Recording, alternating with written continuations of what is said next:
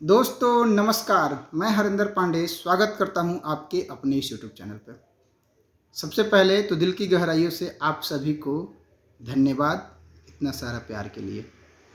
आप अपने भाई पे ऐसे ही प्यार बनाए रखिएगा। आपके प्यार मुझे हौसला दे रहा है और मुझे कुछ करने की जज्बा दे रहा है और मुझे लगता है कि मैं अब आगे बढ़ रहा हूं। बस ये प्यार और ये साथ बनाए रखिएगा। दोस्तों, इसके पहले वाले वीडियो में मैंने आपसे डिस्कस किया था यूपीएससी संघ लोक सेवा आयोग की प्रारंभिक परीक्षा के प्रथम पेपर अर्थात जीएस जनरल स्टडीज सामान्य अध्ययन के लिए सिलेबस अर्थात उसमें कौन कौन से टॉपिक पढ़ना है और उस टॉपिक के लिए कौन कौन से किताब पढ़ना है और उसको तैयार कैसे करना है। आज मैं आपको बताऊंगा उसी टॉपिक दी गई टॉपिक का एक महत्वपूर्ण टॉपिक, जिसे वो टॉपिक हमेशा चिंतनीय होता है। उस पर हर किसी की एक कन्फ्यूजन रहता है और कन्फ्यूजन होना स्वाभाविक है, क्योंकि जो ये टॉपिक है ये इसे महासागर बोले तो महासागर से कम नहीं होगा।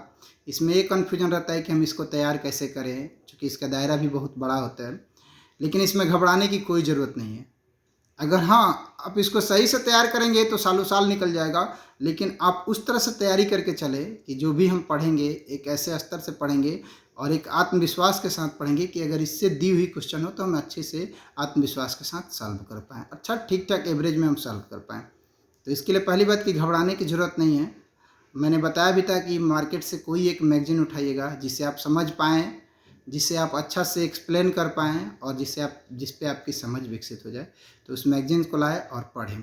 आज मैं बताऊंगा कि आप इसे कैसे तैयार करेंगे। दोस्तों, राष्ट्रीय और अंतर्राष्ट्रीय महत्व की समसामयिक घटनाएं जो है ये कहीं ना कहीं बेसिक का रूप होता है, अर्थात हर इंसान का अपना इतिहास होता है, उसका भौगोलिक, आर्थिक, सामाजिक और राजनीतिक परिवेश होता है और उसी से उसकी जीवन या दिनचर्या चलता है। तो जाहिर सी बात है कि एक नागरिक के रूप में, एक इंसान के रूप में हमारी ऐतिहासिक, राजनीतिक, आर्थिक, सामाजिक और भौगोलिक परिवेश होगा तो एक राज्य और एक देश का होगा ही।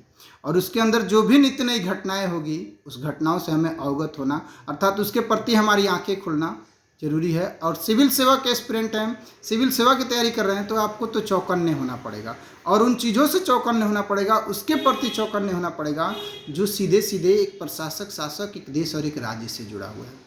दोस्तों, इस टॉपिक को आसानी से तैयार किया जा सकता है। इसमें एक राष्ट्रीय और अंतर्राष्ट्रीय, राष्ट्रीय के बारे में तो मैंने बता दिया, अब अंतर्राष्ट्रीय तो आज के ग्लोबल समय में अब कोई राष्ट्र ना रह गया, वो एक दूसरे से जुड़ गया है। और एक दूसरे से कैसे जुड़ा है? आर्थिक, सामाजिक और राजनीतिक परिवेश पे तीनों जगह जुड़ गया है।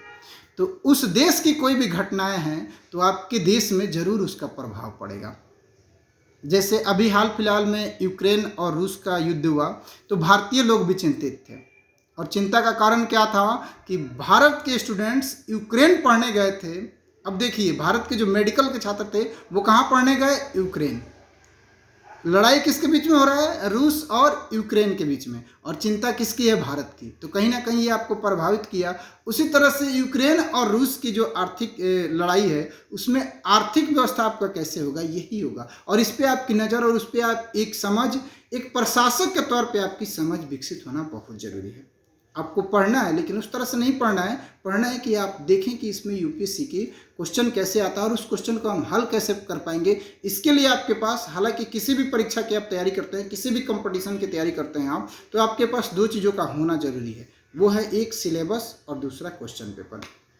और क्वेश्चन पेपर पे आपकी समझ होनी चाहिए, क्वेश्चन पेपर पे आपकी जानकारी होनी चाहिए, क्वेश्चन पेपर के नेचर, उसके ट्रेंड से आपको अवगत होना चाहिए। अगर आप उसके ट्रेंड से, उसके नेचर से अवगत नहीं है तो कहीं ना कहीं आप तैयारी उस तरह से नहीं कर पा रहे हैं। तैयारी एक दिशा युक्त तभी होता है जब आप उसके नेचर और उसके ट्रेंड से अवगत होते हैं। तो आपको पता होना चाहिए कि करेंट्स का क्वेश्चन क्या होता है और उसका ट्रेंड और उसका नेचर क्या होता है। दोस्तों, हर करेंट बेसिक होता है।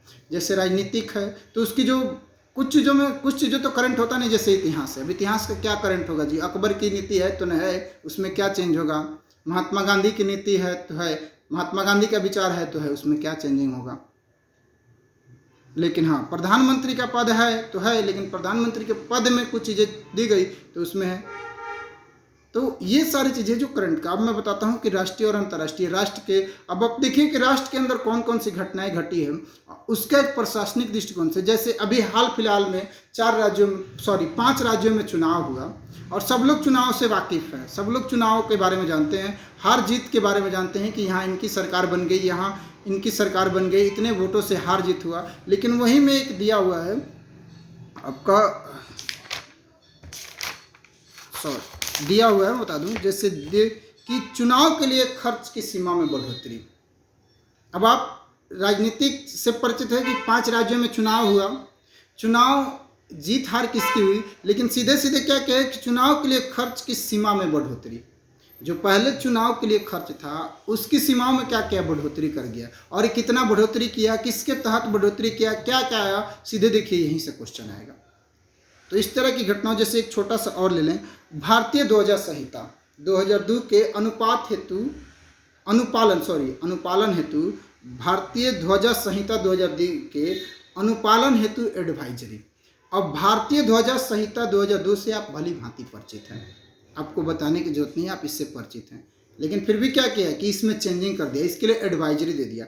एक और भ्रष्टाचार बोध सूचकांक 2021, भ्रष्टाचार से आप परिचित हैं, भ्रष्टाचार के बारे में जानते भी हैं, हम लोग कई बार कहते भी हैं कि करप्शन मुक्त, करप्शन के लिए ये, करप्शन के लिए वो ये, लेकिन देखिए इसमें दे दिया, अब सूचकांक दे दिया। अब उसी से एक और छोटा सा जनगणना 2021 तथा एनपीआर। अब देखिए ये भूगोल के अंदर भी है और अर्थव्यवस्था के अंदर भी है, भूगोल में भी जनसंख्या पढ़ेंगे और अर्थव्यवस्था में भी जनसंख्या पढ़ेंगे। बस देखिए क्या होगा, उसका अंतर बदल जाएगा, वो आर्थिक पहलू को देखेगा और ये भौगोलिक परिवेश को देखेगा। तो कहीं ना कहीं ये बेसिक हो गया। तो जिनकी बेसिक बेहतर होता है उनका करेंट्स बहुत ही अच्छा हो जाता है। तो प्रयास ये करिए कि पहले हमारी बेसिक अच्छी हो, और बेसिक के लिए स्तरीय बुक के अध्ययन करें जो आपको काफ़ी सटीक और काफ़ी अच्छी नॉलेज देती है। तो अब देखिए जनगणना 2021 तथा एनपीआर, ये मैंने अभी बताया कि जनगणना 2021 तथा एनपीआर, देखिए इस टॉपिक से आप भी बड़ी परिचित हैं, हम भी परिचित हैं, सब लोग परिचित हैं, लेकिन देखिए इसने 21 में दे दिया, 2011 से नहीं, कि अब 21 में जो जनगणना होगा, एनपीआर होगा, उसका क्या महत्व होगा, क्या विशेषता होगी, क्या दोष होगा, क्या गुण होगा, ये सारे देगा और उसी के इर्द गिर्द आपको क्वेश्चन दे। एक बार ये ध्यान रखिएगा, जो भी टॉपिक पढ़ते जाएगा, जो भी घटनाएं पढ़िएगा, उस पर तुरंत क्वेश्चन पेपर पे चले जाइएगा। इससे आपको ये पता चल जाएगा कि इससे रिलेटेड क्वेश्चन कोई आया कि नहीं। कई बार क्या होता है कि हम मान लें कि जनसंख्या पे क्वेश्चन पूछ लिया, जनगणना पे क्वेश्चन पूछ लिया, तो उन चीज़ों को नहीं पूछेगा, इससे अलग पूछेगा, तो इस तरह से आपकी आसानी हो जाएगी, तो सहूलियत हो जाएगी तैयारी करने के लिए, चूँकि आप इसे तैयार कर पाएंगे। अगर पूछा होगा तो छोड़ देंगे, लगेगा कि नहीं अब तो इससे कुछ नहीं होगा, तो पढ़ने के बाद देखिए कि लगता है कि पूछ सकता है तो ठीक है, नहीं लगता है तो कोई बात नहीं। तो दोस्तों ये रहा मेरा एक प्रयास समसामयिकी को तैयार करने का। हमेशा ध्यान रखिएगा कि समसामयिकी तैयार करिएगा तो इंटरलिंक जरूर करते जाइएगा, खासकर मुख्य परीक्षा में काफ़ी ज़्यादा समसामयिकी का महत्व होता है। वो तो मैं बताऊंगा कि जब आप क्वेश्चन लिखेंगे तो समसामयिकी को कैसे आप इंटरलिंक करेंगे, समसामयिकी पे कैसे आप अपनी समझ विकसित करेंगे, और मेंस के पर्पज से आप मेंस के दृष्टिकोण से क्वेश्चन आंसर कैसे करेंगे, वो मैं बताऊंगा, लेकिन वो दूर है। अभी तो मेरा ये प्रयास है कि आप प्रारंभिक परीक्षा देने जाएँ तो प्रारंभिक परीक्षा में बेहतर करें। तो ये टॉपिक जो कन्फ्यूजन वाली है, जिस पे लोगों की काफ़ी ज़्यादा कन्फ्यूजन होता है कि ये बड़ा है, ये कैसा है, इसलिए घबराने की ज़रूरत नहीं है। बस इस पे आत्मविश्वास करके स्तरीय एक मैगजीन का प्रयोग करके और उन घटनाओं पे ध्यान देना है जो घटनाएं घटित हुई और जहाँ से क्वेश्चन आता है, जो राष्ट्रीय और अंतर्राष्ट्रीय, राष्ट्र के अंदर जो घटित हुआ, जैसे सामाजिक, आर्थिक और राजनीतिक। अब मैं अगले टॉपिक में बताऊँगा कि इसको आप पढ़ेंगे और क्वेश्चन से कैसे इंटरलिंक करेंगे, ये मैं बताऊंगा, और क्वेश्चन को हल कैसे करेंगे। तो आज का उम्मीद करता हूं कि ये मेरा प्रयास आपको अच्छा लगा होगा। जैसा भी लगा होगा एक बार कमेंट करके ज़रूर बताइएगा, और हाँ तैयारी ज़रूर करिए, क्योंकि करंट एक ऐसा चीज़ है कि इसमें कोई ठीक से बता भी नहीं सकता है आपको। मैं दावे के साथ कहता हूँ कि कोई कह दे कि इस तरह से कर ले तो हो जाएगा, क्योंकि क्या बताएंगे, करंट तो वो भी करंट से ज़्यादा अपडेट, हाँ अपडेट रहिए, लेकिन करंट एक ऐसा टॉपिक है जिसमें कुछ भी नहीं। हाँ नियमित मैगजीन्स का अध्ययन करिए, नियमित पत्रिकाओं का अध्ययन करिए, समाचार से जुड़े रहिए। अब तो कई सारे ऐप्स भी आ गए हैं, जैसे PIB आ गया है, तो उनसे जुड़े रहिए, उनको पढ़ते रहिए और क्वेश्चन पेपर हमेशा देखते रहिए, लेकिन बेसिक को लेके चलिए, पहले बेसिक को ही स्तरीय बना लीजिए, बेसिक की तैयारी कर लीजिए। अगला टॉपिक होगा दोस्तों, मैं बताऊँगा भारतीय इतिहास और भारतीय राष्ट्रीय आंदोलन, इस पे मैं बताऊंगा कि इसके लिए जो बुक्स आपने सेलेक्ट किया उस बुक को कैसे पढ़ेंगे और उससे आप तैयार कैसे कर पाएंगे। बाकी मेरा ये प्रयास कैसा लगा, जैसा भी लगा एक बार ज़रूर बताइएगा। दिल से धन्यवाद। आप खुश रहिए और आपका जीवन सफल हो, आप आईएएस बनिए।